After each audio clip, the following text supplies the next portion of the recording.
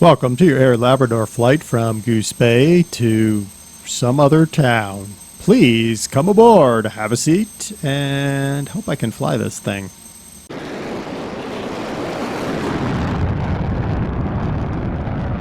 Hello everybody, I'm DerTebbers. Welcome aboard. Welcome to Goose Bay, Canada, aboard our short 360. Nice little short commuter plane. Ha ha ha ha. I know it's not that funny. Alright, let's drop some flaps because we definitely have some of that. Let's put a couple notches there on the flaps. Let's pop the brakes off and let's power up our two Pratt & Whitney Canada PT6A-67R turboprops, 1,424 shaft horsepower each.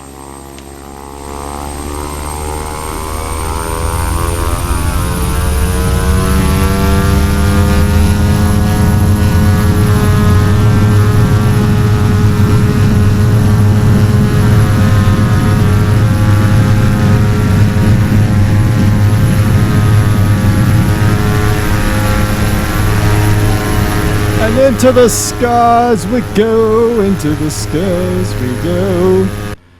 Look at that plane go. Aboard the plane we are. Not bad, not bad. All right.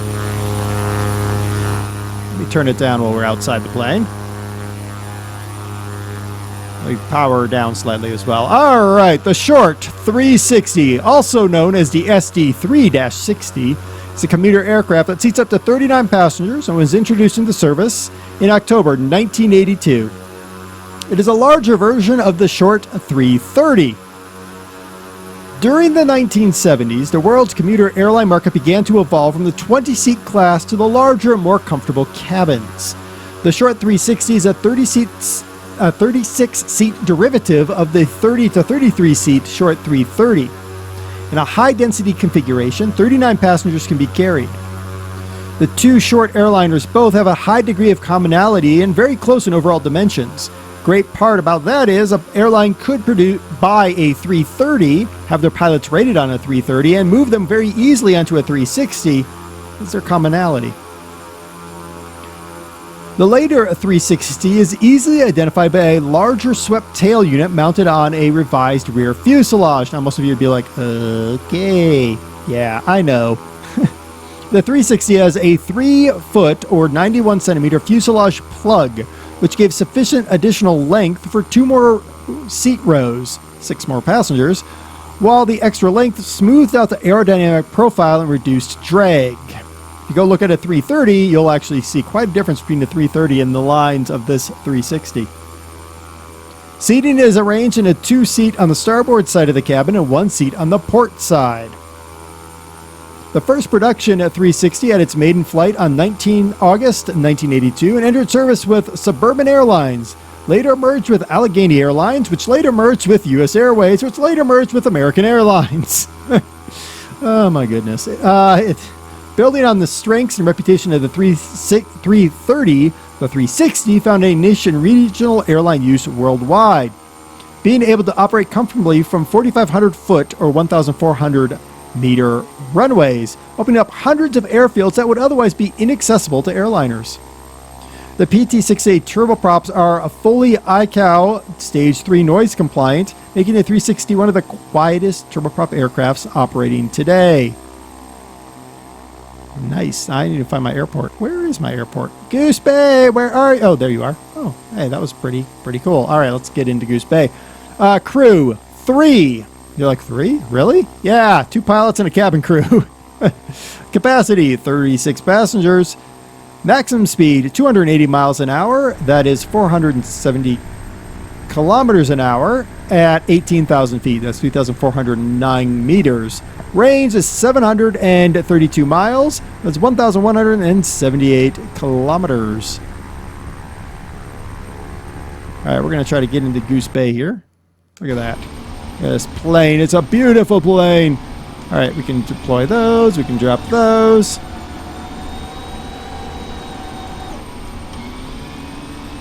Yep, let's pull those back in apparently because we're going too fast for those. I just saw my master warning come on when I did that.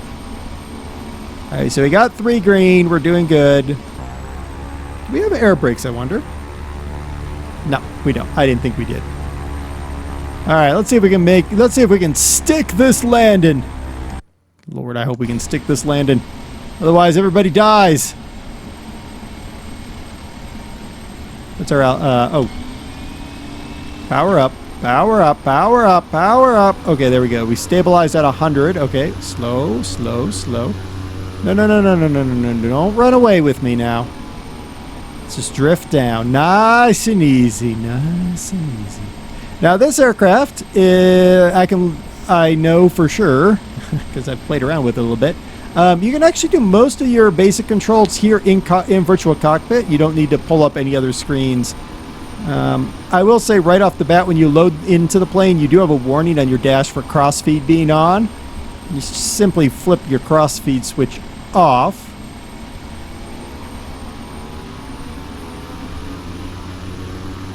Oh, there we go. And we have reversing props. Nice. There we go. There. Nice, easy going airplane. Pull her in the stop. Stop. Stop. Stop. There we go. That's close enough to stop. There's the parking brake on. All right, let's check out our numbers here. Let's look around our cabin really quick first. All right, so I do sit kind of centered on the edge of the seat here, which is kind of weird, but it sort of works because we're centered on this main window. If we were moved over slightly, we wouldn't really be as centered. The one thing I don't like is the yoke on there, but if I don't like the yoke, right down here, this last button here, click it, yoke disappears, and actually I prefer flying like this. I will say there's multiple ways to do anything, so if I want to turn on de-ice, I can de-ice down here. So there's pitot, wings, and props, or if I look up on top here, I can turn on my same thing here to get all of those. So you do have multiple ways to do it. Also the crossfeed switch, there's a crossfeed switch right here or right here, and that's probably nowhere near accurate, but there you go. Not a bad cabin, and then there you can look back into the back and say, hey everybody, how's it going? All right, let's check our numbers here. Shift 1, there is a better look at our main display with our little radar here, which always cycles the same thing, so it's not a real one, but whatever. 2, there's our GPS. 3 is our radio stack. 4 is our pushback taxi speed. That's cool. There is our fuel right there. There's our overhead panel. Nice close look at all that overhead stuff there. We can arm our auto feather if we want to. Not that I care to. There is our props. We'll go ahead and do that with the props just because. And that's it. Not bad. Not bad.